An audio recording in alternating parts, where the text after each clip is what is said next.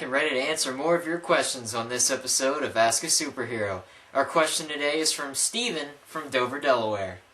Have you ever been jealous of another person's powers? Nope. No. Alright, Steven, I'll give you the benefit of the doubt. I'll go through a few superpowered individuals I know of, and we'll see if I want any of their powers.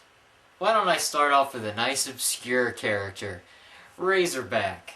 He has the ability to pilot, drive, or otherwise operate any vehicle of transportation. Wow, that is a crappy power. I'm sure he'd be great at NASCAR. I don't even understand how that could possibly be useful. I mean, think of the situation. Spider-Man shows up to save the day, and there's Razorback. And what's his first thought? I'm gonna ride that moped. You know, Steven, this is a bad start. It's not looking too good. So let's move on to another individual. Grizzly, now that's an interesting guy. He doesn't have any actual superpowers, but he does have an exoskeleton suit which enhances his strength. On the downside though, it's a bear suit. Alright, that was another bad example. How about the Hypno Hustler? I know a lot of you out there are saying, who's the Hypno Hustler? And I'm not gonna lie, for several years I was saying the same thing. Pretty much he's a guy that kinda knows how to do hypnosis, wears moon boots, and looks like a pimp. Intimidating. He may not have any actual superpowers, but I'm sure he's got quite the collection of pimp canes. You know those moon boots have retractable switchblades inside of them. Yeah, he's from the hood. Okay, let's try another guy. Leapfrog. Yes, I said Leapfrog. No, not the super fun game for 6-year-olds. He's an actual guy. And what's his power? He can leap. Really high. Like a frog. That is leaping. I bet he spent hours coming up with his name. He has even more drawbacks though. He's diabetic and he's really old. Those types of things usually don't bode well for a supervillain. I guess it's a good thing he retired. But hey, I'm sure he'd be a fine addition to any elementary school field day competition. Not much luck so far, Steven. I don't want any of these powers.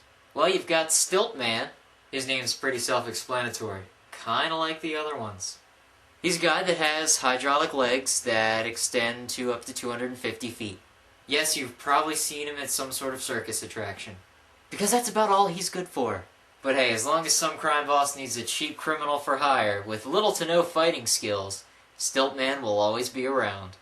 Then of course, you have the Persuader. And guess what his power is? The power of persuasion. Man, I bet these sound like I'm making them up. But trust me, I'm not. I really wish I was.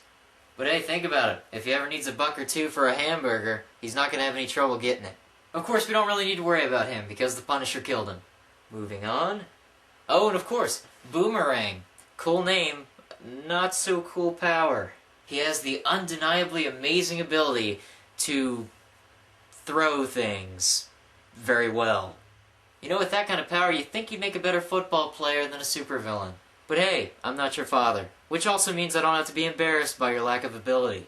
Let's think of one more. Typeface. There's one I didn't think of yet. Yeah, Typeface. Sounds like something you deal with in Microsoft Office.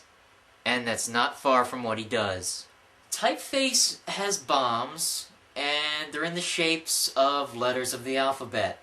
And guess what he does with the bombs? He throws them at people, and they explode. Ooh. I'm pretty sure this guy works for Sesame Street now. Oh, and he also has a really sharp letter opener in the shape of a P. Cool!